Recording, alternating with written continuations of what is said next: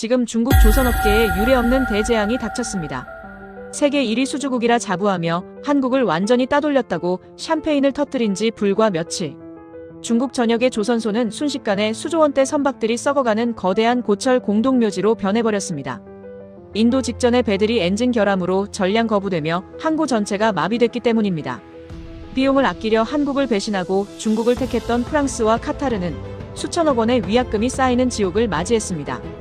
중국은 한국의 설계도를 훔쳐 외형은 복제했지만 배의 심장에 담긴 단 1%의 기술만큼은 끝내 넘지 못했습니다. 가격으로 승부하려던 중국을 단숨에 침몰시킨 한국 기술의 소름 돋는 실체, 지금 바로 공개합니다. 어디서 듣고 계신가요? 구독과 좋아요 잊지 마세요. 안녕하세요. 저는 리웨이창입니다. 회의실 문이 열리는 순간 테이블 위에 펼쳐진 도면 더미가 눈에 들어왔습니다. 수백 장의 설계도와 공정 매뉴얼, 품질 기준서까지 모두 한국에서 건너온 것들이었죠. 정확히 말하면 제가 지난 5년간 공들여 빼온 기술 문서들이었습니다. 상하이 본사 42층 대회의실, 창밖으로 양쯔강 너머 조선소 크레인들이 아침 햇살을 받아 반짝였어요. 저는 그 광경을 보며 생각했습니다. 저 크레인들이 오늘도 한국과 똑같은 배를 만들어내고 있다고, 우리는 이제 한국 기술자들의 허락 없이도 그들의 결과물을 재현할 수 있다고 말이죠. 이사회 멤버들이 하나둘 자리에 앉기 시작했습니다. 저는 노트북을 펼치며 오늘 회의 안건을 다시 확인했어요. 신규 엔진 생산 라인 가동 현황 보고, 그리고 향후 확장 계획 논의였습니다. 하지만 제 머릿속에는 이미 결론이 나 있었죠. 우리는 한국의 기술을 완벽히 습득했고, 이제 그것을 우리 방식대로 활용할 시간이라고 말입니다. 회의실 맨 끝자리에 앉은 왕젠궈 수석기술고문이 서류를 넘기는 소리가 들렸습니다. 그는 이 회사에서 가장 오래 일한 기술자였어요. 실제로 용접봉을 잡아본 적이 있는 몇 안 되는 임원이기도 했죠. 문제는 그가 너무 많이 아는 동시에 너무 많이 걱정한다는 것이었습니다. 저는 그의 존재가 때로 불편했어요. 마치 제 어깨 너머에서 끊임없이 경고하는 목소리 같았으니까요. 회의가 시작되자 저는 먼저 입을 열었습니다. 테이블 위 도면들을 가리키며 말했죠. 이 모든 자료가 우리에게 무엇을 의미하는지 아느냐고. 이것은 단순한 기술 문서가 아니라 한국이 수십 년간 쌓아온 노하우의 결정체라고 설명했습니다. 그리고 덧붙였어요. 이제 그 노하우는 우리 것이 되었다고, 우리는 한국과 동일한 수준의 제품을 만들 수 있는 능력을 확보했다고 말입니다. 임원들이 고개를 끄덕이기 시작했습니다. 하지만 왕젠궈만은 다른 표정이었어요. 그는 손을 들어 발언권을 요청했습니다. 저는 속으로 한숨을 쉬며 그에게 시선을 돌렸죠. 왕젠궈는 천천히 입을 열었습니다. 설계도를 갖고 있는 것과 그것을 제대로 구현하는 것은 별개라고, 특히 선박용 엔진처럼 극한 환경에서 장기간 작동해야 하는 시스템은 단순 복제로는 완성될 수 없다고 말했어요. 저는 그의 말을 듣고 있었지만 동의하지 않았습니다. 왕젠궈는 계속해서 자신의 우려를 늘어놓았죠. 엔진 검증에는 최소 5년 이상의 실제 운항 데이터가 필요하다고, 우리가 만든 엔진들은 아직 그 시간을 채우지 못했다고 경고했습니다. 그는 한국 엔진들이 왜 신뢰받는지 아느냐고 물었어요. 그건 수십 년간 바다에서 증명된 결과 때문이라고, 도면만으로는 그 신뢰를 복제할 수 없다고 강조했습니다. 회의실에 잠시 침묵이 흘렀습니다. 저는 왕젠궈를 바라보며 반박할 준비를 했어요. 그의 주장은 전형적인 9세대 기술자의 사고방식이었습니다. 그들은 기술을 마치 신비로운 장인 정신의 영역으로 여기고 있었죠. 하지만 현대산업에서 기술이란 그런 게 아니었어요. 기술은 데이터이고 수치이고 문서였습니다. 그 문서만 있으면 누구든 재현할 수 있는 것이 21세기 제조업이었죠. 저는 왕젠궈를 향해 말했습니다. 기술이란 건 결국 문서라고, 한국이 한 일을 우리도 할 수 있다고 단언했어요. 설계 사양이 같고 부품 규격이 동일하다면 결과물도 같을 수밖에 없다고 설명했습니다. 왕젠궈는 고개를 저었죠. 그는 같은 재료로 같은 설계도대로 만들어도 조립 과정의 미세한 차이, 품질 관리의 수준 차이가 최종 성능을 결정한다고 반박했습니다. 저는 그의 말을 가로막았습니다. 그런 식이면 아무것도 시작할 수 없다고, 우리는 이미 충분한 기술력을 확보했고, 지금 필요한 건 실행이지 더 이상의 검증이 아니라고 강조했어요. 왕젠궈는 입을 다물었습니다. 하지만 그의 눈빛에서 저는 동의가 아닌 체념을 읽었죠. 그는 자신의 의견이 받아들여지지 않을 것을 이미 알고 있었던 겁니다. 회의실의 다른 임원들은 제 편이었습니다. 그들은 왕젠궈 같은 신중론자가 아니라 실행을 원하는 사람들이었어요. 한 임원이 말했습니다. 리 부사장의 말이 맞다고, 우리는 이미 충분한 준비를 마쳤다고 동조했죠. 다른 임원도 거들었습니다.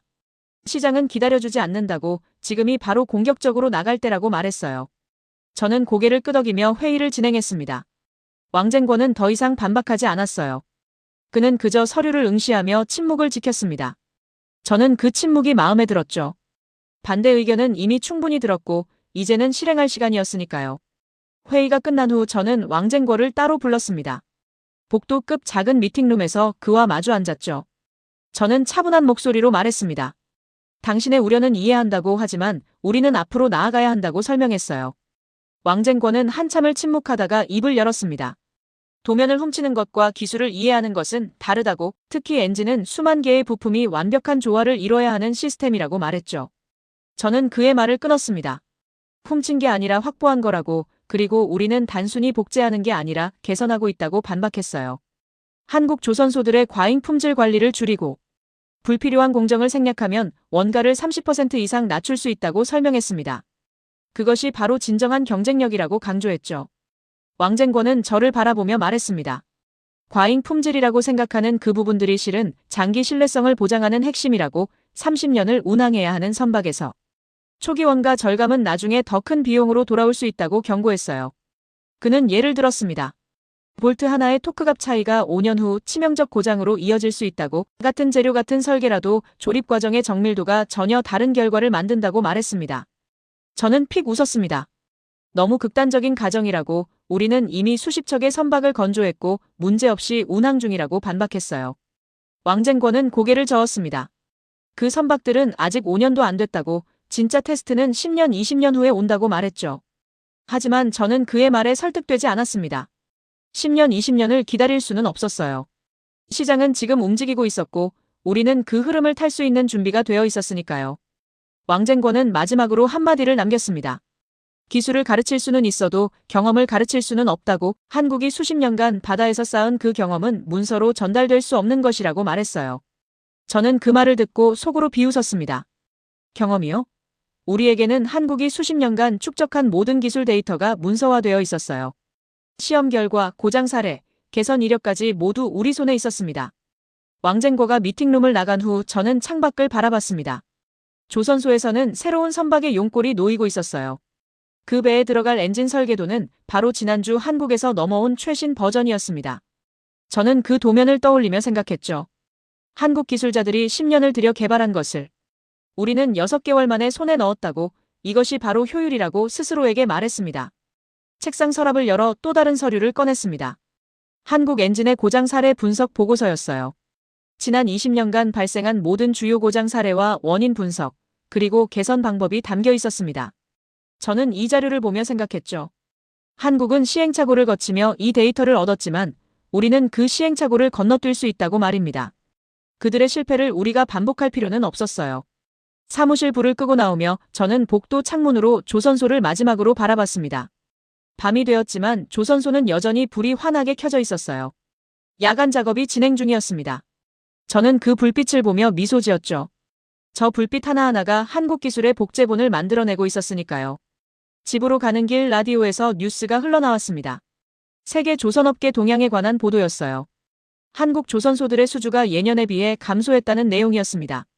저는 볼륨을 조금 높였죠. 그 뉴스가 제게는 희망적으로 들렸으니까요. 한국의 약세는 곧 우리의 기회였습니다.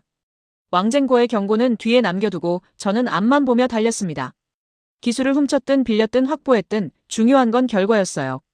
그리고 우리는 그 결과를 만들어낼 준비가 되어 있었습니다. 6개월이 흘렀습니다. 제 책상 위에는 계약서가 쌓여 있었어요. 컨테이너선, LNG선, 벌크선까지 다양한 선종의 계약서들이었습니다. 저는 그 서류 더미를 바라보며 숨이 가빠지는 걸 느꼈죠. 이건 단순한 수주가 아니었어요. 패권의 이동이었습니다. 상하이 본사 대회의실에는 전 세계 언론사 기자들이 모여 있었습니다. 오늘은 우리 회사의 연간 실적 발표일이었어요. 저는 단상에 섰습니다. 스크린에 숫자가 떴죠. 연간 수주량, 전년 대비 340% 증가라는 문구가 화면을 가득 채웠습니다. 그리고 그 아래 더 중요한 문장이 있었어요. 세계 조선 수주 1위 달성이라는 글자였습니다. 카메라 플래시가 터졌습니다. 기자들이 일제히 손을 들었어요. 저는 그들의 질문을 받으며 생각했습니다. 불과 1년 전만 해도 한국은 넘을 수 없는 벽처럼 보였다고 하지만 지금 이 순간 그 벽은 무너졌다고 말이죠. 한 기자가 물었습니다. 이렇게 빠른 성장의 비결이 무엇이냐고요? 저는 준비된 답변을 했습니다. 기술 혁신과 효율적 생산 시스템 덕분이라고 말했죠. 물론 그건 절반의 진실이었습니다. 진짜 비결은 한국에서 빼온 설계도와 매뉴얼이었어요. 하지만 그걸 말할 순 없었습니다. 대신 저는 강조했죠.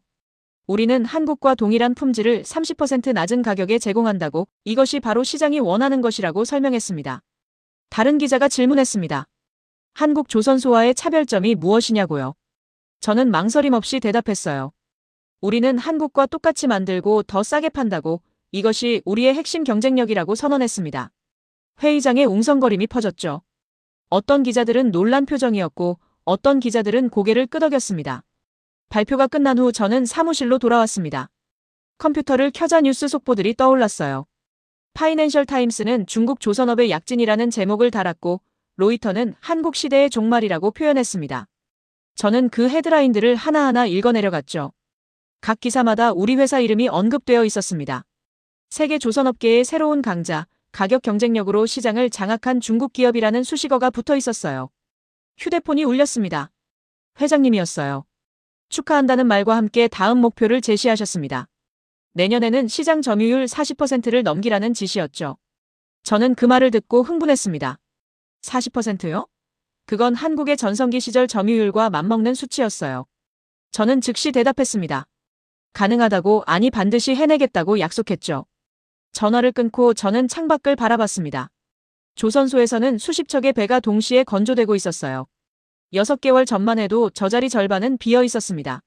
하지만 지금은 달랐죠. 모든 도크가 가동 중이었고 야간 작업까지 진행되고 있었습니다. 저는 그 광경을 보며 확신했어요. 우리는 이미 한국을 넘어섰다고 말입니다. 이메일함을 열었습니다. 전 세계 선주들에게서 온 문의가 넘쳐났어요. 독일, 노르웨이, 싱가포르, 남미까지 다양한 국가의 해운사들이었습니다. 모두 한 가지 이유 때문이었죠. 가격이었습니다. 우리는 한국 조선소 견적의 70% 수준으로 제시할 수 있었어요. 회의 알림이 떴습니다. 영업팀 전체 미팅이었어요. 저는 회의실로 향했습니다. 영업 담당자들이 이미 자리를 가득 채우고 있었죠. 그들의 표정은 모두 밝았습니다. 저는 단상에 서서 말했어요. 우리는 역사를 만들고 있다고, 세계 조선업의 중심이 이동하고 있다고 선언했습니다. 영업팀장이 보고를 시작했습니다. 이번 분기 계약 성사율이 85%라고 했어요. 작년 같은 기간 대비 2배 이상 증가한 수치였습니다. 그는 수치들을 나열했죠. 유럽 시장에서 30% 점유율, 동남아시아 40%, 중동 25%라고 보고했습니다. 모든 지역에서 한국 조선소의 점유율을 빠르게 잠식하고 있었어요. 저는 그 보고를 들으며 속으로 웃었습니다. 한국 조선소들이 지금 어떤 기분일까 상상이 됐어요. 수십 년간 쌓아온 신뢰와 기술력으로 지켜온 시장이 단 1년 만에 흔들리고 있었으니까요. 그들은 아마 이해하지 못할 겁니다. 어떻게 이렇게 빨리 역전될 수 있는지 말이죠. 회의가 끝난 후 저는 기술팀을 불렀습니다. 왕쟁궈도 함께였어요. 그는 여전히 조심스러운 표정이었습니다. 저는 그에게 물었죠. 생산 현황이 어떤지, 품질의 문제는 없는지 확인했습니다. 왕쟁궈는 잠시 망설이다가 대답했어요. 생산 속도가 너무 빠르다고, 일부 공정에서 검증 절차가 생략되고 있다고 우려를 표했습니다. 저는 웃으며 대답했습니다. 그때까지 기다리면 시장은 이미 끝나 있을 거라고 말했어요. 우리는 지금 이 순간을 잡아야 한다고, 한국이 약해진 지금이 바로 그 기회라고 설명했습니다. 왕쟁궈는 더 이상 말하지 않았어요. 그는 그저 고개를 저으며 자리에서 일어났습니다. 저녁 무렵 정부 관계자들과의 만찬이 있었습니다. 장소는 상하이 최고급 레스토랑이었어요. 산업부 차관이 참석했고 몇몇 고위 공무원들도 함께였습니다. 그들은 우리 회사의 성과를 치하했죠. 국가 경쟁력 향상에 기여했다는 말도 덧붙였습니다. 식사가 끝난 후 차관이 개인적으로 저를 불렀습니다. 조용한 라운지에서 그와 마주 앉았어요. 그는 솔직하게 물었습니다. 정말 한국 수준의 품질을 보장할 수 있느냐고요. 저는 잠시 망설였습니다. 하지만 곧 확신에 찬 목소리로 대답했어요. 그렇다고, 우리는 이미 증명했다고 말했습니다. 물론 속으로는 알고 있었습니다. 아직 장기 운항 데이터가 없다는 사실을요. 우리가 만든 배들 중 5년 이상 운항한 것은 손에 꼽을 정도였습니다. 하지만 그건 중요하지 않았어요. 지금 당장은 말이죠. 시장은 과거의 실적이 아니라 현재의 가격으로 움직이고 있었으니까요. 다음 날 아침 일찍 조선소로 향했습니다. 현장을 직접 보고 싶었어요. 거대한 크레인들이 강철 블록을 들어올리고 있었고 용접공들이 불꽃을 튀기며 작업하고 있었습니다. 저는 그 광경을 보며 감격했죠. 이 모든 것이 한국의 기술로 가능해진 일이었지만 이제는 우리 것이 되었다는 사실의 말입니다. 오후에 투자자 설명회가 있었습니다. 증권가 애널리스트들이 모여 있었어요. 저는 그들에게 우리의 성장 전략을 설명했습니다. 향후 3년간 연평균 50% 성장을 목표로 한다고 시장 점유율 50%까지 확대하겠다고 선언했죠. 애널리스트 한 명이 질문했습니다. 한국 조선소들의 반격 가능성은 없느냐고요. 저는 자신 있게 대답했습니다. 그들은 이미 기술 우위를 잃었다고 가격 경쟁에서 우리를 이길 수 없다고 말했어요. 애널리스트들이 고개를 끄덕였습니다. 제 말이 설득력 있게 들렸던 거죠. 설명회가 끝난 후 주가를 확인했습니다. 10% 상승해 있었어요. 시장은 우리를 믿고 있었습니다. 투자자들은 우리가 새로운 강자라고 판단했죠. 저는 그 숫자를 보며 만족했습니다. 주가는 거짓말을 하지 않았어요. 시장이 우리를 인정한다는 증거였습니다. 저녁 무렵 왕쟁궈가 제 사무실을 찾아왔습니다. 그는 심각한 표정이었어요. 저는 그에게 앉으라고 했습니다. 왕쟁궈는 조심스럽게 입을 열었죠. 생산 속도를 조금만 늦췄으면 좋겠다고 품질 검증에 더 시간을 투자해야 한다고 건의했습니다. 저는 그의 말을 듣고 한숨을 쉬었습니다. 또 같은 이야기였어요. 저는 설명했습니다. 지금은 속도가 생명이라고 시장 선점이 무엇보다 중요하다고 강조했죠. 왕쟁궈는 반박했습니다. 하지만 나중에 문제가 생기면 어쩔 거냐고 그때는 회사 전체가 위험해질 수 있다고 경고했어요. 저는 단호하게 말했습니다. 그런 일은 일어나지 않을 거라고 우리는 충분한 기술력을 갖췄다고 선언했습니다.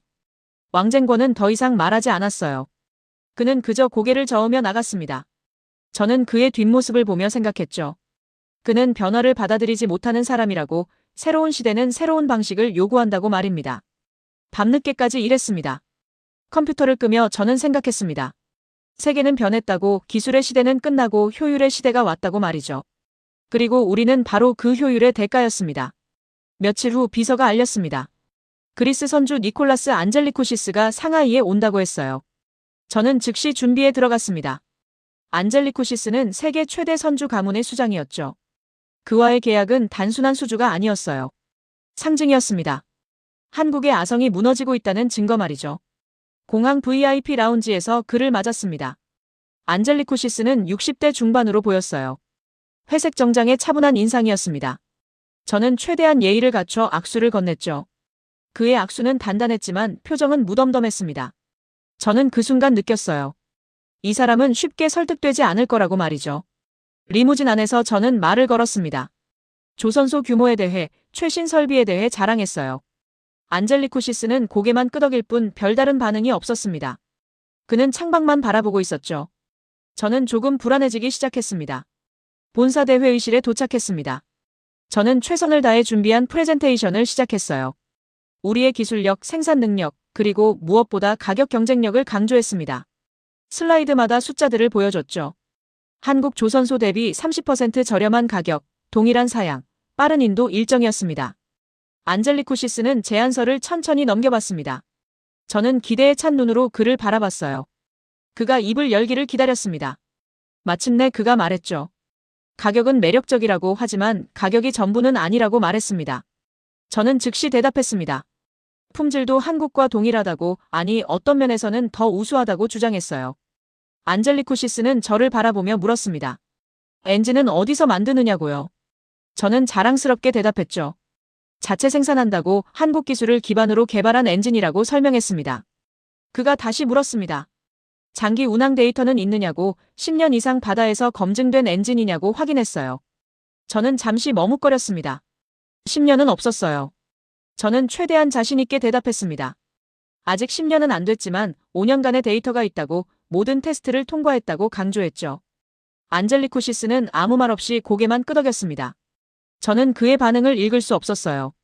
점심 식사를 함께 하자고 제안했습니다. 최고급 중식당을 예약해뒀다고 말했죠. 안젤리코시스는 동의했습니다. 식사 자리에서 저는 계속해서 가격 우위를 강조했습니다. 5억 달러 절감이 얼마나 큰 금액인지, 그 돈으로 무엇을 할 수 있는지 설명했어요. 안젤리코시스는 조용히 음식만 먹고 있었습니다. 저는 답답했죠.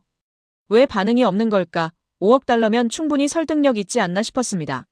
식사가 끝나갈 무렵 안젤리코시스가 입을 열었습니다. 솔직하게 말하겠다고 가격은 매력적이지만 자신들이 원하는 건 가격이 아니라고 말했어요.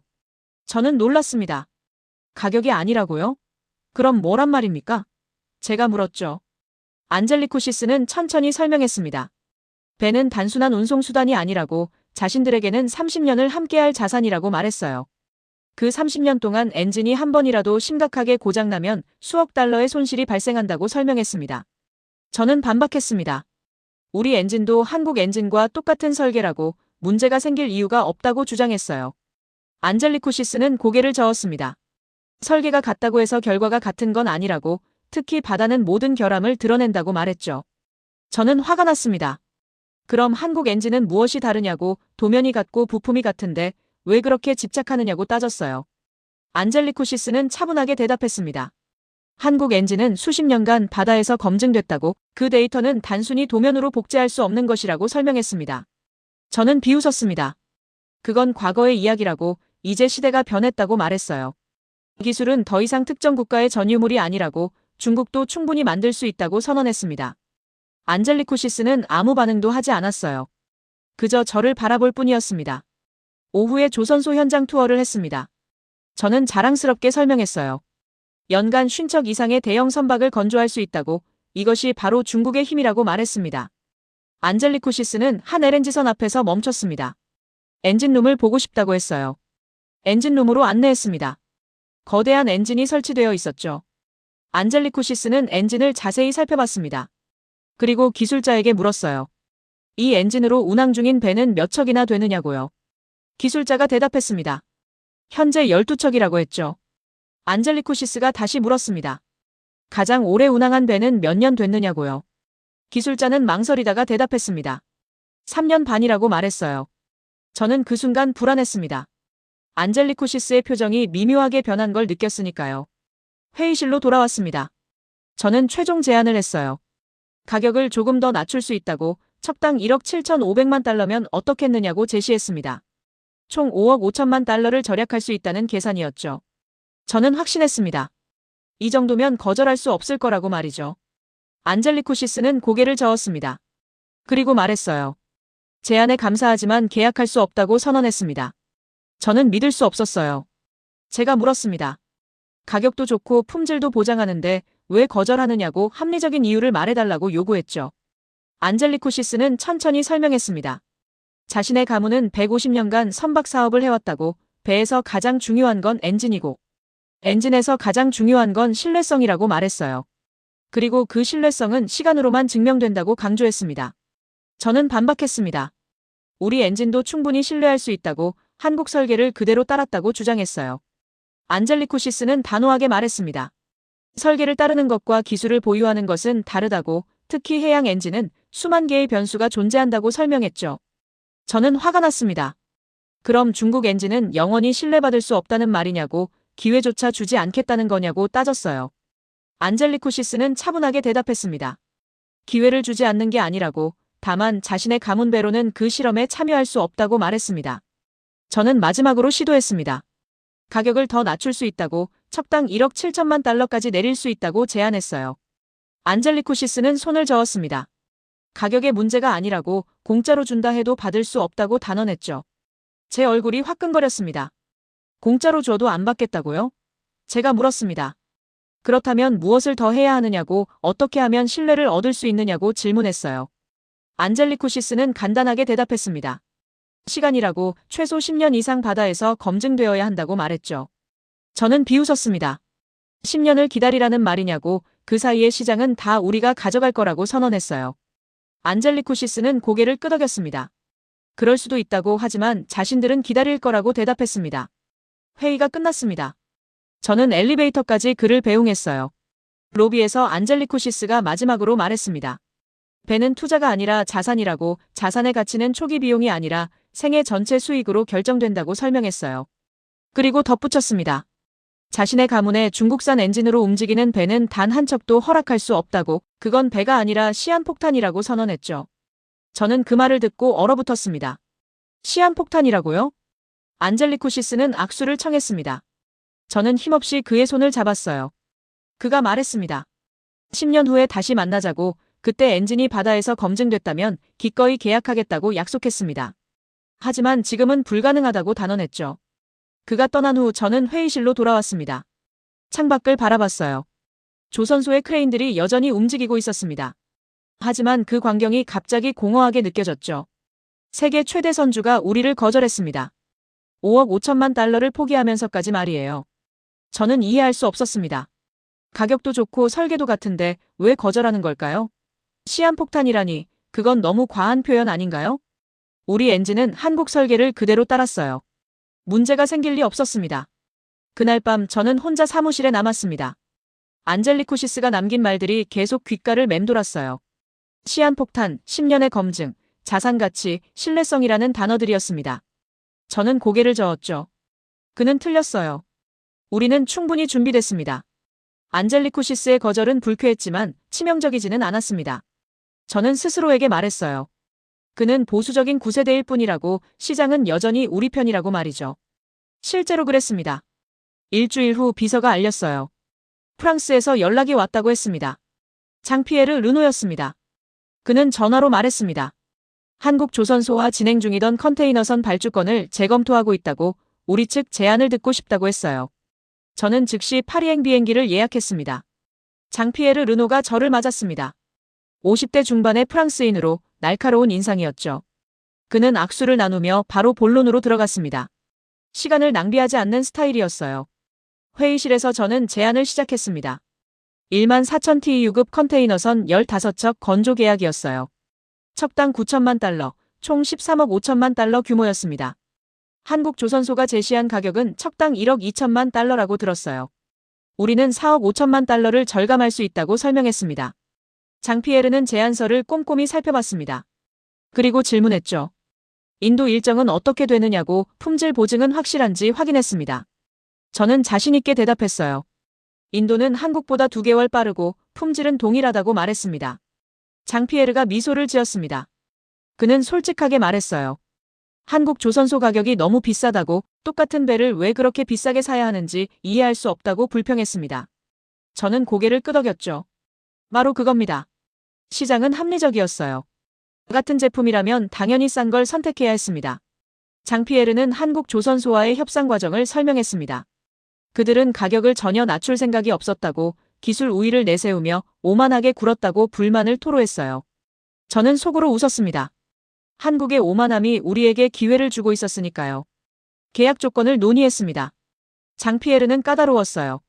납기 지연 페널티, 품질 보증 조건, 사후 관리까지 세세하게 따졌습니다. 저는 하나하나 응했죠. 모든 조건을 수용할 수 있다고 말했습니다. 4억 5천만 달러 차이 앞에서 조건 따위는 중요하지 않았어요. 회의가 끝날 무렵 장피에르가 말했습니다. 이사회 승인을 받아야 하지만 긍정적이라고, 다음 주에 최종 답변을 주겠다고 약속했어요. 저는 악수를 나누며 확신했습니다. 이 계약은 성사될 거라고 말이죠. 파리에서 돌아온 지 사흘 후 연락이 왔습니다. 계약 확정이었어요. 저는 즉시 팀을 소집했습니다. 프랑스와의 계약은 단순한 수주가 아니었죠. 세계 3위 해운사가 한국을 버리고 우리를 선택한 겁니다. 상징적 의미가 컸어요. 그런데 같은 날 오후 더 큰 소식이 들려왔습니다. 카타르에서 연락이 온 거예요. 압둘라 알사니 LNG 선박 발주 책임자였습니다. 그는 화상회의를 요청했어요. 다음 날 오전 화상회의가 시작됐습니다. 압둘라 알사니는 40대 초반으로 보였어요. 전통 복장을 한 카타르인이었습니다. 그는 정중했지만 직설적이었죠. 한국 조선소와 진행 중인 LNG선 계약을 취소할 생각이라고, 우리 제안을 듣고 싶다고 말했습니다. 저는 흥분을 감추며 설명을 시작했습니다. 17만 세제곱미터급 LNG선 8척 건조였어요.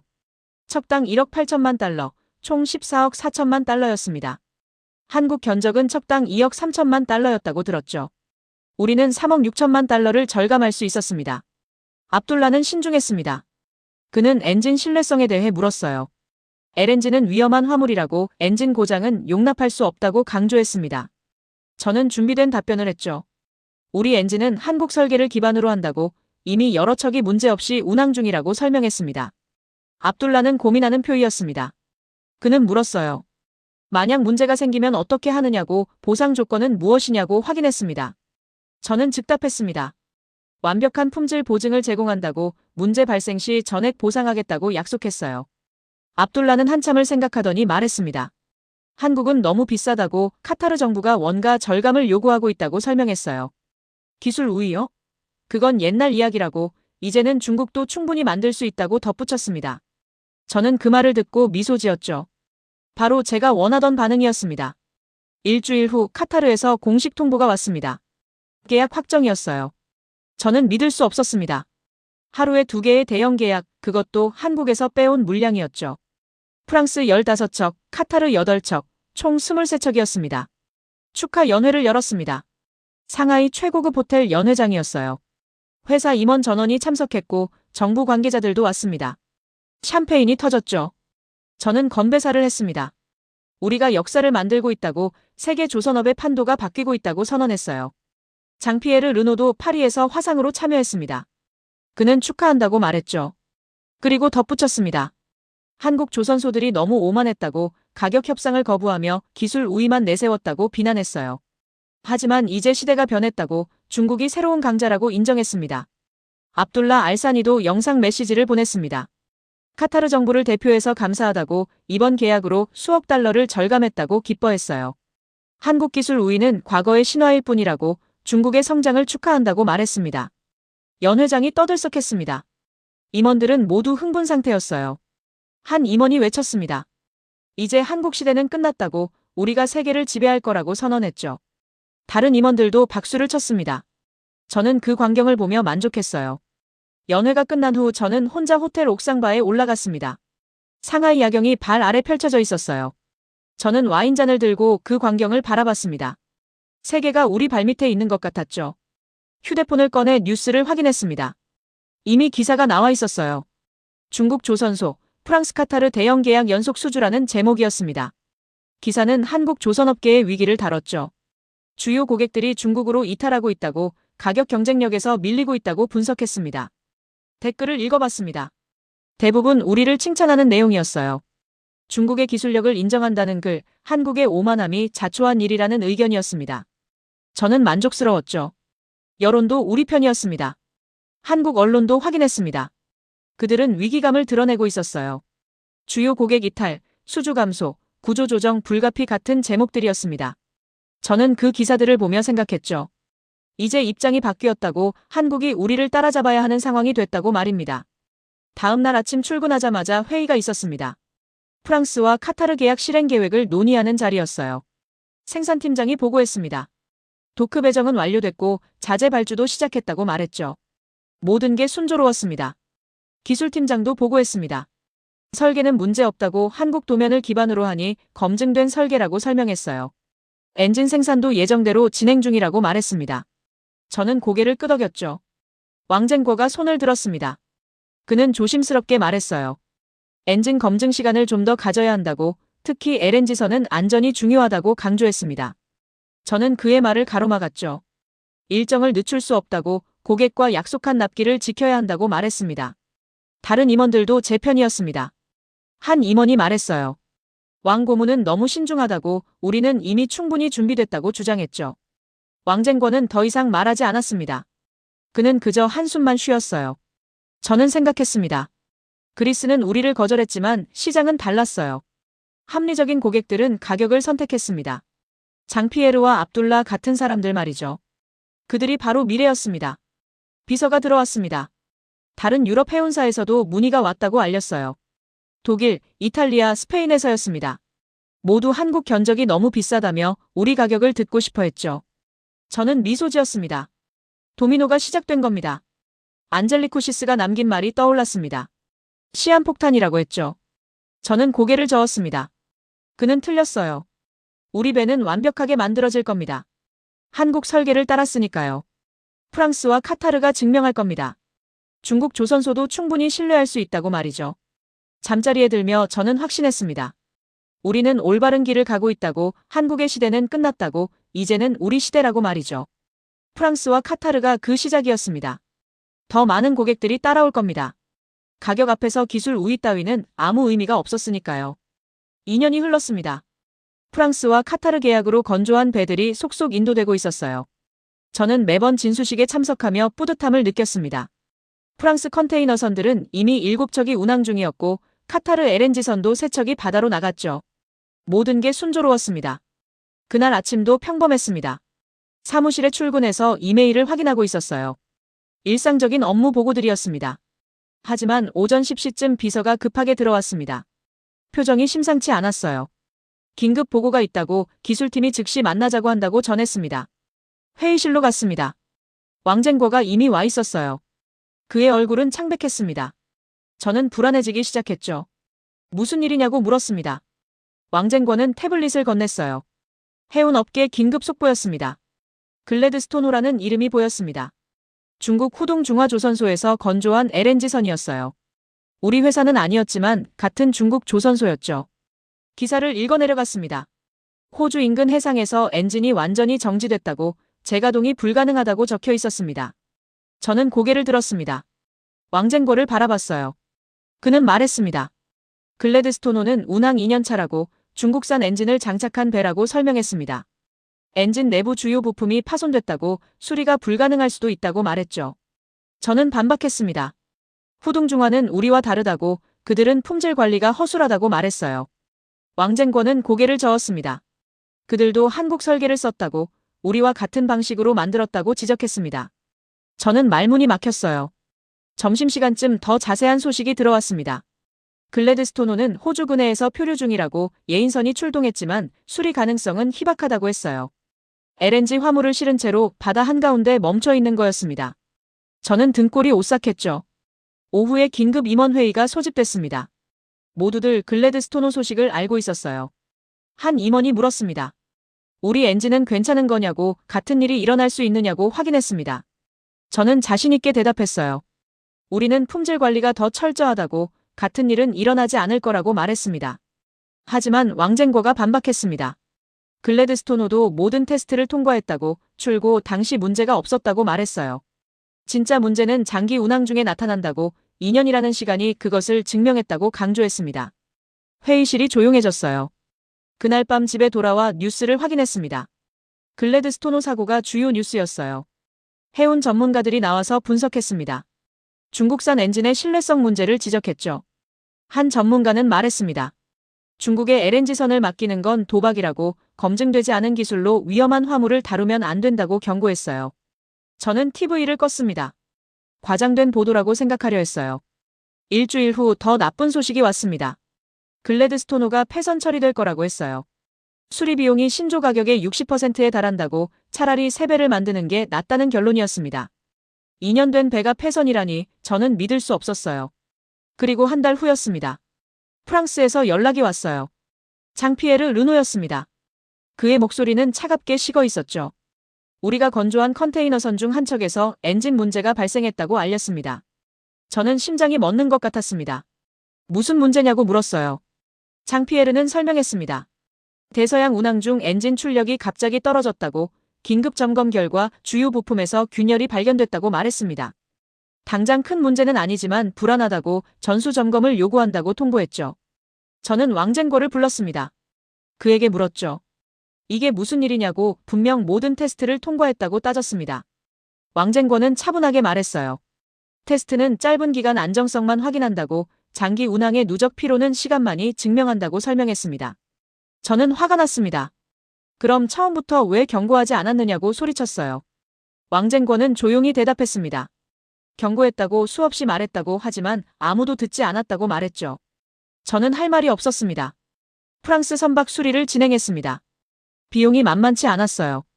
하지만 더 큰 문제는 신뢰였습니다. 장피에르는 냉랭하게 말했어요. 다른 배들도 점검하겠다고 같은 문제가 발견되면 계약 위반으로 간주하겠다고 경고했습니다.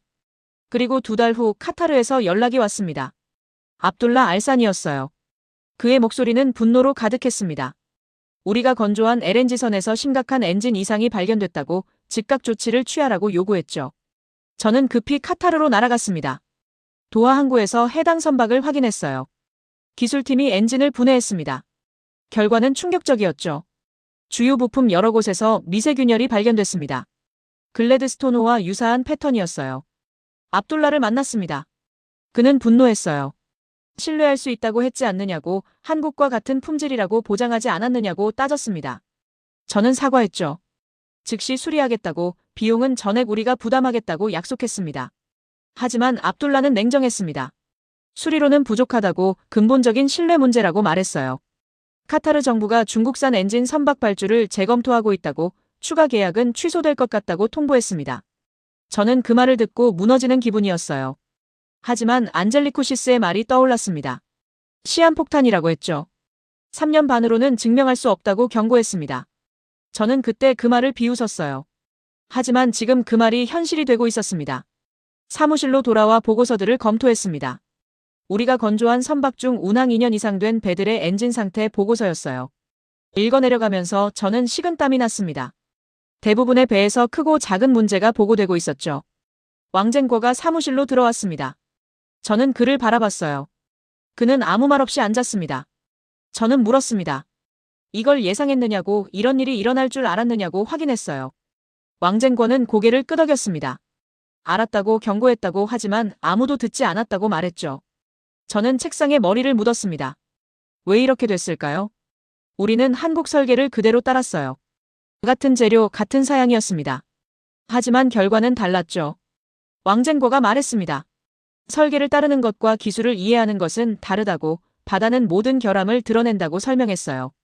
다음 날 아침 긴급 이사회가 소집됐습니다. 회장님이 직접 주재했어요.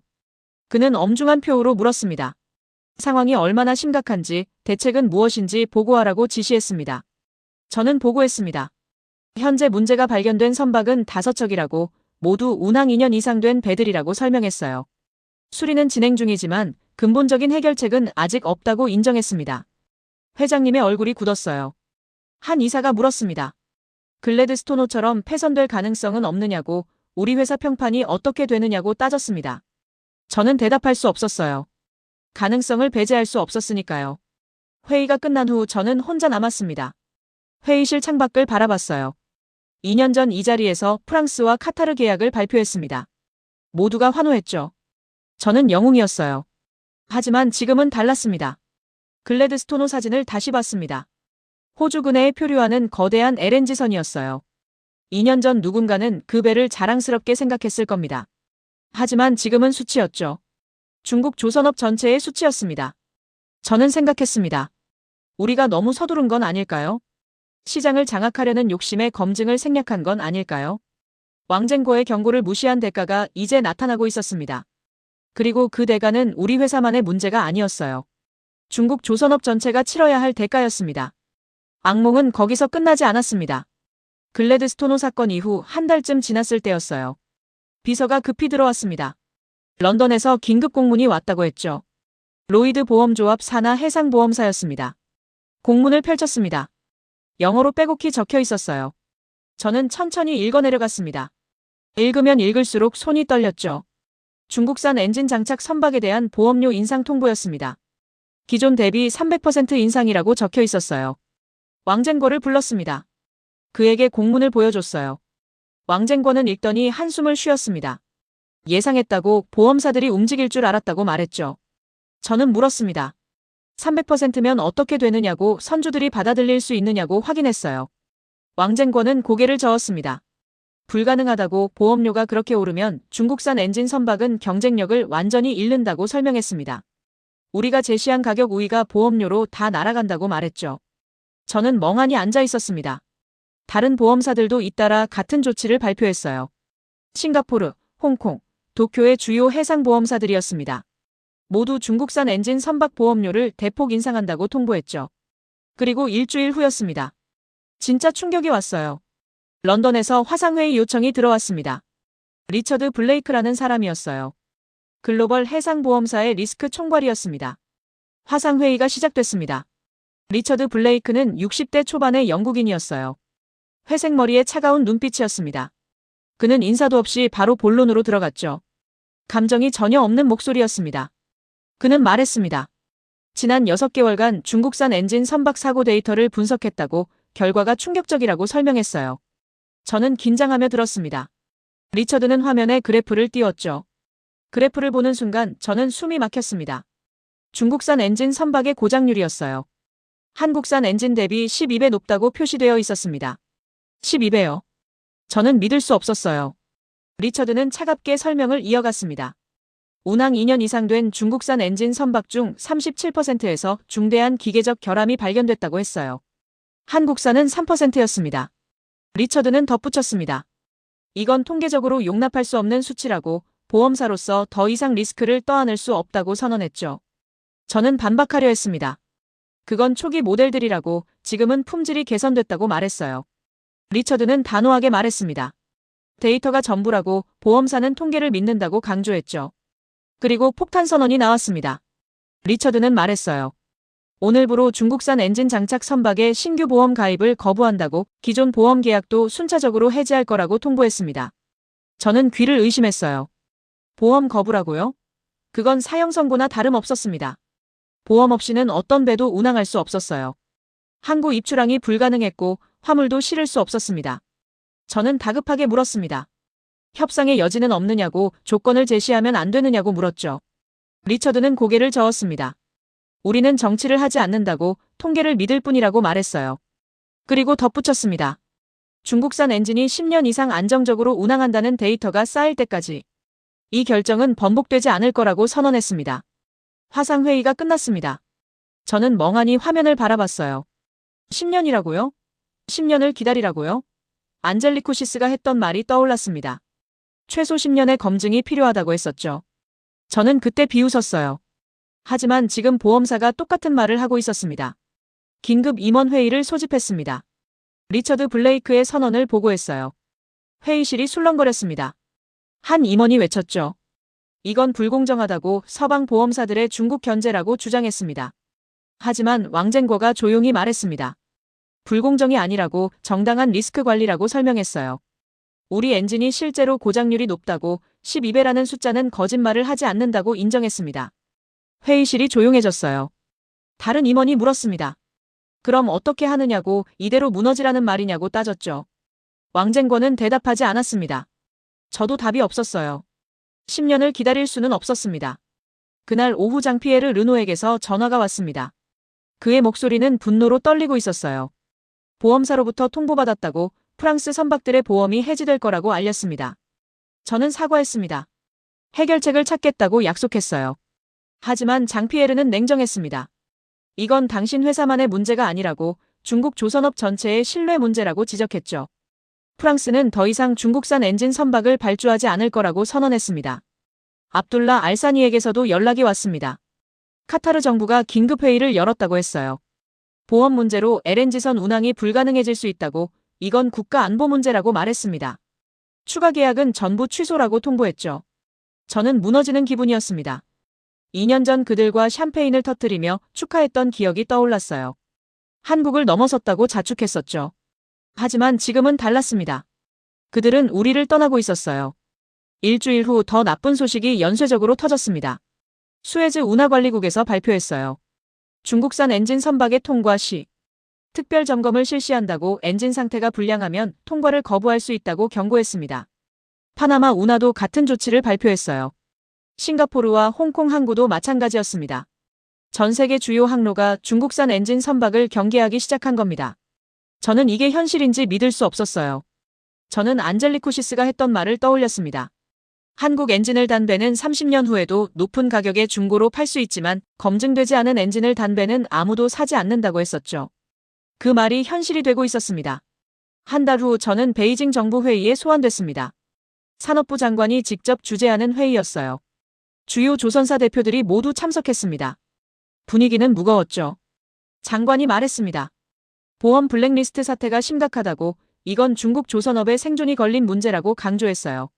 대책을 내놓으라고 지시했습니다. 각 조선사 대표들이 보고했습니다. 신규 수주가 급감했다고, 기존 계약도 취소되고 있다고 말했어요. 한 대표는 말했습니다. 고객들이 한국으로 돌아가고 있다고, 가격이 비싸도 신뢰를 선택한다고 보고했죠.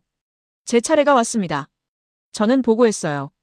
우리 회사도 신규 수주가 전년 대비 70% 감소했다고, 프랑스와 카타르 계약도 위험하다고 인정했습니다.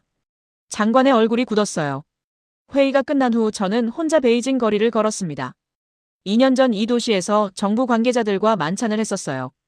그들은 저를 칭찬했었죠. 국가 경쟁력 향상에 기여했다고 말했습니다. 하지만 지금은 달랐어요. 그날 밤 늦게까지 사무실에 남았습니다. 책상 위에는 보험사 공문들이 쌓여 있었어요. 하나하나 다시 읽어봤습니다. 모두 같은 내용이었죠. 중국산 엔진 선박 보험 거부, 고장률 12배, 10년의 검증 필요. 휴대폰을 꺼내 뉴스를 확인했습니다. 보험 블랙리스트 사태가 톱뉴스였어요. 전문가들이 나와서 분석했습니다. 한 전문가는 말했죠. 중국 조선업의 급성장이 부메랑이 되어 돌아왔다고, 검증 없이 시장을 확대한 대가라고 지적했습니다. 댓글을 읽어봤습니다. 대부분 비판적이었어요. 중국이 너무 서둘렀다는 의견, 기술을 훔쳐서는 진짜 경쟁력을 가질 수 없다는 지적이었습니다. 저는 휴대폰을 내려놓았죠. 2년 전 우리는 세계 1위였습니다. 가격으로 시장을 장악했고 한국을 넘어섰다고 자축했어요. 장피에르와 압둘라가 우리를 선택했고 언론이 칭찬했습니다. 저는 영웅이었죠. 하지만 지금은 달랐습니다. 보험사들이 우리를 블랙리스트에 올렸어요. 선주들이 떠나고 있었고 정부는 대책을 요구했습니다. 2년 만에 모든 게 무너지고 있었죠. 리처드 블레이크의 목소리가 귓가에 맴돌았습니다. 우리는 정치를 하지 않는다. 통계를 믿을 뿐이다. 오늘부로 중국산 엔진 장착. 선박의 모든 보험 효력을 정지한다. 그 차갑고 감정 없는 목소리였어요. 저는 깨달았습니다. 보험사의 결정은 번복되지 않을 거라고, 10년의 검증 없이는 다시 신뢰를 얻을 수 없다고 말이죠. 안젤리쿠시스가 옳았어요. 왕젠거도 옳았습니다. 하지만 저는 듣지 않았죠. 가격으로 이긴 시장은 신뢰로 잃었습니다. 한국 기술을 훔쳐 쓴 대가는 생각보다 컸어요. 도면은 복제할 수 있었지만 시간은 건너뛸 수 없었습니다. 바다는 모든 거짓을 드러냈고 보험사는 그것을 숫자로 증명했죠. 저는 사무실 불을 껐습니다. 어두워진 조선소를 마지막으로 바라봤어요. 저기 있는 배들이 모두 시한폭탄처럼 느껴졌습니다. 언제 어디서 멈출지 모르는, 아무도 보험을 들어주지 않는 배들이었죠. 반년이 더 흘렀습니다. 회사는 겉으로는 유지되고 있었지만 속은 텅 빈 것 같았어요. 신규 수주는 거의 없었고 조선소 가동률은 50%까지 떨어졌습니다. 정리해고가 시작됐죠. 저는 그 과정을 지켜보며 무력감을 느꼈습니다. 그런 와중에 초대장이 왔습니다. 싱가포르에서 열리는 국제해운 포럼이었어요. 아시아 해운 미래 전략이라는 주제였습니다. 저는 망설였죠. 지금 제가 거기 가서 뭘 할 수 있을까? 하지만 회장님이 지시했습니다. 가서 분위기라도 파악하라고 말했어요. 싱가포르 마리나베이 컨벤션 센터는 웅장했습니다. 전 세계 해운업계 인사들이 모여 있었어요. 저는 로비에 서서 주변을 둘러봤습니다. 익숙한 얼굴들이 보였죠. 유럽 선주들, 아시아 해운사 대표들, 그리고 조선사 임원들이었습니다. 등록을 마치고 메인 홀로 들어갔습니다. 수백 개의 좌석이 놓여 있었어요. 저는 뒤쪽 자리에 앉았습니다. 눈에 띄고 싶지 않았죠. 포럼이 시작됐습니다. 첫 세션은 친환경 해운의 미래였어요. 발표자가 무대에 올랐습니다. IMO 2050 규제에 대해 설명하기 시작했어요. 2050년까지 해운업계 탄소 배출 제로를 달성해야 한다고, 이는 선택이 아니라 의무라고 강조했습니다. 저는 멍하니 듣고 있었죠. 발표자는 계속했습니다. LNG 엔진, 메탄올 엔진, 암모니아 엔진 같은 차세대 친환경 기술이 필요하다고 설명했어요. 그리고 현재 이 분야를 선도하는 국가를 언급했습니다. 한국이었죠. 화면에 한국 조선사들의 친환경 엔진 개발 현황이 떴습니다. 듀얼 퓨얼 엔진, 메탄올 추진 시스템, 암모니아 레디 엔진까지 다양한 기술들이 나열되어 있었어요. 저는 그 화면을 보며 충격받았습니다. 우리가 추격하는 사이 한국은 이미 다른 차원으로 가 있었어요. 세션이 끝나고 휴식 시간이었습니다. 저는 로비로 나왔어요. 커피를 마시며 생각에 잠겼습니다. 친환경 엔진이라, 우리는 기존 엔진조차 제대로 못 만들고 있는데 말이죠. 그때 누군가 저를 불렀습니다. 돌아보니 익숙한 얼굴이었어요. 니콜라스 안젤리쿠시스였습니다. 3년 전 상하이에서 저를 거절했던 그 그리스 선주였죠. 저는 당황했습니다. 안젤리쿠시스는 다가와 악수를 청했어요. 저는 어색하게 그의 손을 잡았습니다. 그는 물었죠. 요즘 어떠냐고, 회사는 괜찮냐고 확인했습니다. 저는 대답할 수 없었어요. 괜찮을 리가 없었으니까요. 안젤리쿠시스는 조용히 말했습니다. 보험 블랙리스트 소식을 들었다고, 안타깝다고 위로했어요. 하지만 그의 눈빛에는 동정이 아니라 확신이 담겨 있었습니다. 제가 틀렸고 그가 옳았다는 확신이었죠. 저는 용기를 내서 물었습니다. 왜 그렇게 한국 엔진에 집착했느냐고, 정말 그렇게 큰 차이가 있느냐고 질문했어요. 안젤리코시스는 잠시 생각하더니 대답했습니다. 함께 걸으며 얘기하자고 제안했죠. 우리는 컨벤션 센터 밖으로 나왔습니다. 마리나베이 해변을 따라 걸었어요. 안젤리코시스가 입을 열었습니다. 이유는 간단하다고 미래 때문이라고 말했죠. 그는 설명했습니다. IMO 2050 규제가 시행되면 기존 화석 연료 엔진은 쓸모없게 된다고, 선박들은 모두 친환경 엔진으로 전환해야 한다고 말했어요. 그리고 그 기술을 가진 나라는 극히 제한적이라고 덧붙였습니다. 저는 물었습니다. 중국도 개발하면 되지 않느냐고, 우리도 연구하고 있다고 말했어요. 안젤리코시스는 고개를 저었습니다. 친환경 엔진은 기존 엔진보다 훨씬 복잡하다고, 기존 엔진도 제대로 못 만드는데 차세대 엔진을 어떻게 만들겠느냐고 반문했죠. 그의 말이 가슴에 박혔습니다. 저는 할 말이 없었어요. 안젤리코시스는 계속했습니다. 한국은 이미 10년 전부터 친환경 엔진을 연구했다고, 수천억 원을 투자했다고 설명했어요. LNG 듀얼 퓨얼 엔진은 이미 상용화 단계이고 메탄올과 암모니아 엔진도 실증 단계에 있다고 말했습니다. 저는 놀랐습니다. 10년이요? 우리가 한국 기술을 훔쳐 복제하는 동안 한국은 이미 다음 세대를 준비하고 있었던 거예요. 안젤리코시스는 덧붙였습니다. 그래서 자신은 한국 엔진만 선택한다고, 미래를 보장받을 수 있기 때문이라고 강조했죠. 저는 물었습니다. 그럼 친환경 시대가 오면 어떻게 되느냐고, 선택지가 있느냐고 확인했어요. 안젤리코시스는 단호하게 대답했습니다. 친환경 시대엔 선택지가 없다고, 한국은 이미 정상에 있다고 선언했죠. 그는 구체적인 예를 들었습니다. 자신의 회사가 최근 발주한 LNG 운반선은 모두 암모니아 레디 엔진을 장착한다고 했어요. 지금은 LNG를 쓰지만 5년 후 암모니아로 전환할 수 있는 엔진이라고 설명했습니다. 그리고 그 기술을 가진 곳은 한국밖에 없다고 말했죠. 저는 충격받았습니다. 우리는 아직 기본 엔진의 신뢰성도 확보하지 못했는데 한국은 벌써 연료 전환 가능한 엔진을 만들고 있었어요. 안젤리코시스의 말이 맞았습니다. 우리는 다른 차원에서 경쟁하고 있었죠. 안젤리코시스가 멈춰섰습니다.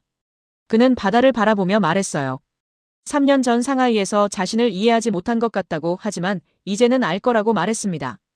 배는 30년을 운항하는 자산이라고, 그 30년 동안 세상이 바뀐다고 설명했죠. 그는 덧붙였습니다. 지금 값싼 중국 엔진을 선택하면 10년 후 규제를 만족하지 못해 폐선될 수 있다고, 하지만 한국 엔진을 선택하면 연료 전환으로 30년을 다 쓸 수 있다고 말했어요. 이게 바로 자산 가치의 차이라고 강조했습니다. 저는 고개를 숙였습니다. 3년 전 제가 얼마나 무지했는지 깨달았어요. 가격만 보고 미래를 보지 못했습니다. 안젤리코시스는 저를 바라보며 조용히 말했죠. 아직 늦지 않았다고, 지금부터라도 제대로 해야 한다고 조언했습니다. 저는 물었습니다. 어떻게 하면 되느냐고, 무엇부터 시작해야 하느냐고 질문했어요. 안젤리코시스는 간단하게 대답했습니다. 훔치지 말고 개발하라고, 빠르게 가려 하지 말고 제대로 가라고 말했죠. 그는 설명했습니다. 한국이 왜 신뢰받는지 아느냐고 물었어요. 그들은 수십 년간 한 걸음 한 걸음 쌓아 올렸다고, 실패하고 배우고 개선하는 과정을 거쳤다고 말했습니다. 도면을 훔쳐서는 그 과정을 건너뛸 수 없다고 강조했죠. 저는 그의 말을 듣고 있었습니다. 안젤리코시스는 마지막으로 말했어요. 중국도 할 수 있다고, 기술력은 충분하다고 인정했습니다. 하지만 조급함을 버려야 한다고, 10년, 20년을 투자할 각오가 필요하다고 조언했죠. 우리는 다시 컨벤션 센터로 돌아왔습니다. 다음 세션이 시작되려 하고 있었어요. 안젤리코시스는 악수를 청했습니다. 저는 그의 손을 잡으며 말했죠. 조언 감사하다고, 명심하겠다고 약속했습니다. 세션장으로 들어갔습니다. 이번 주제는 아시아 조선업의 미래였어요. 발표자는 한국 조선사 대표였습니다. 그는 차세대 친환경 선박 기술에 대해 발표했죠. 화면에 다양한 프로젝트들이 소개됐습니다. 암모니아 추진 선박, 수소 연료전지 선박, 완전 전기 추진 시스템까지 미래 기술들이 펼쳐졌어요. 발표자는 자신있게 말했습니다. 한국은 2030년까지 전 선종의 친환경 솔루션을 완성할 거라고 선언했죠. 저는 그 발표를 들으며 절망했습니다. 우리와의 격차가 보였어요. 우리는 기존 엔진도 신뢰받지 못하는데 한국은 벌써 수소와 암모니아를 이야기하고 있었습니다. 이건 단순한 기술 격차가 아니었어요. 철학의 차이였죠. 발표가 끝나고 질의응답 시간이었습니다. 한 참석자가 물었어요.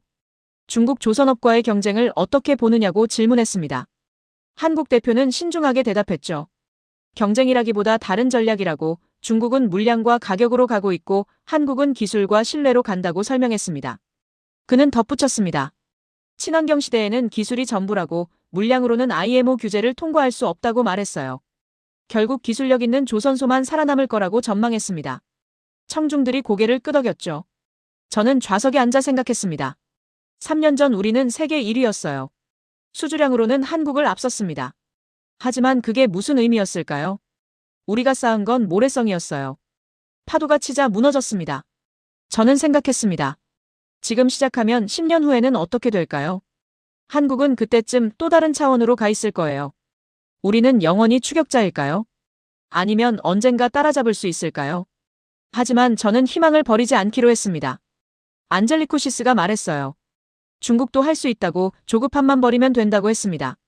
10년이 걸리든 20년이 걸리든 이번에는 제대로 가기로 결심했습니다. 상하이로 돌아온 저는 회사 전략 변경을 제안했습니다.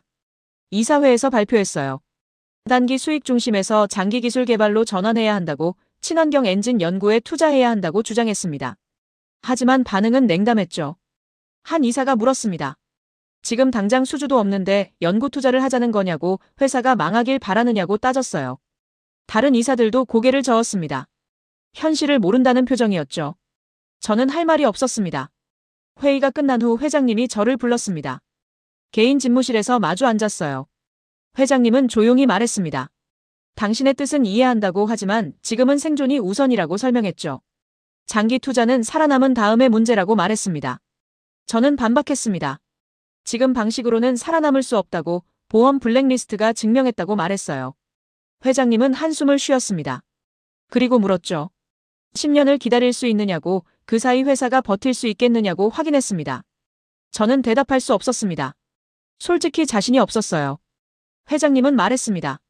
현실적인 대안을 찾으라고, 당장 실행 가능한 계획을 세우라고 지시했죠. 저는 고개를 숙이고 나왔습니다. 사무실로 돌아와 창밖을 바라봤습니다. 조선소가 보였어요. 예전과 너무 달랐습니다. 가동 중인 도크는 절반도 안 됐고 크레인들은 대부분 멈춰 있었습니다. 작업자들도 크게 줄었죠. 저는 그 광경을 보며 가슴이 아팠습니다. 왕젠거가 들어왔습니다. 그는 제 표정을 보고 물었어요.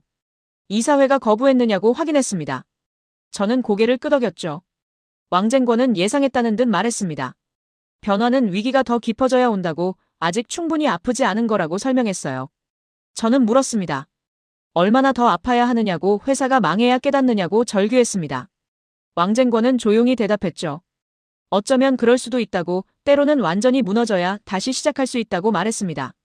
그날 밤 저는 혼자 조선소를 찾았습니다. 야간 경비만 있을 뿐 조용했어요. 거대한 도크들이 텅 비어 있었습니다.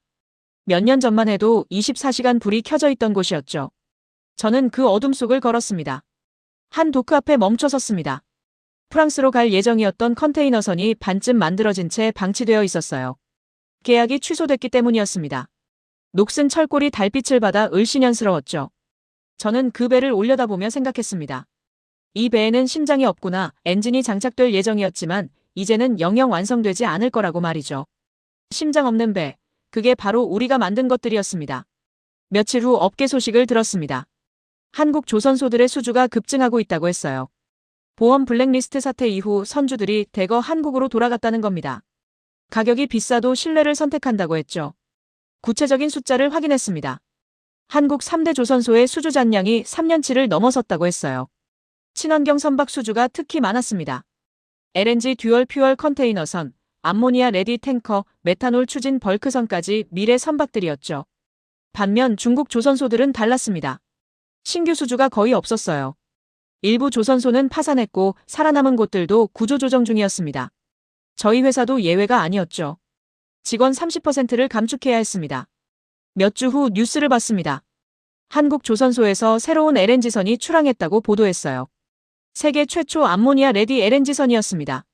화면에는 거대한 배가 바다로 나가는 장면이 나왔죠. 리포터가 설명했습니다. 이 배는 현재 LNG를 연료로 쓰지만 5년 후 암모니아로 전환할 수 있다고 했어요. IMO 2050 규제를 완벽히 만족하는 미래형 선박이라고 강조했습니다. 저는 그 화면을 멍하니 바라봤습니다. 저는 생각했습니다. 우리는 가격으로 이길 수 있다고 믿었어요. 한국의 기술을 훔치면 한국을 넘어설 수 있다고 확신했습니다. 2년 만에 세계 1위를 달성했고 프랑스와 카타르가 우리를 선택했죠. 하지만 틀렸습니다. 세계를 움직이는 건 가격이 아니었어요. 심장이었습니다. 배의 심장인 엔진, 그리고 그 엔진을 만드는 기술력과 신뢰였죠. 우리는 겉모습만 복제했을 뿐 진짜 심장은 만들지 못했습니다. 글래드스토노가 호주 해상에서 멈춘 순간, 보험사들이 블랙리스트를 선언한 순간 모든 게 드러났습니다. 우리가 만든 배들은 심장이 없었어요. 움직이는 것 같았지만 실은 시한폭탄이었죠. 저는 깨달았습니다. 기술은 훔칠 수 있지만 그것을 이해하고 발전시키는 능력은 훔칠 수 없다는 걸 말이죠. 한국은 수십 년을 투자했습니다. 실패하고 배우고 개선하는 과정을 거쳤어요. 우리는 그 과정을 건너뛰려 했습니다. 한국이 만든 배들은 오늘도 바다를 건너고 있을 겁니다. 심장이 뛰는 배들, 신뢰받는 배들, 미래로 가는 배들이었습니다. 우리는 그걸 이제야 이해했어요. 너무 늦게, 너무 큰 대가를 치르고 말이죠. 집으로 가는 길, 저는 확신했습니다. 이 이야기는 끝이 아니라 시작이라고, 우리는 다시 일어설 거라고 믿었습니다. 하지만 이번에는 다르게 가야 했어요. 심장을 만드는 법을 배워야 했습니다. 진짜 기술을 말이죠.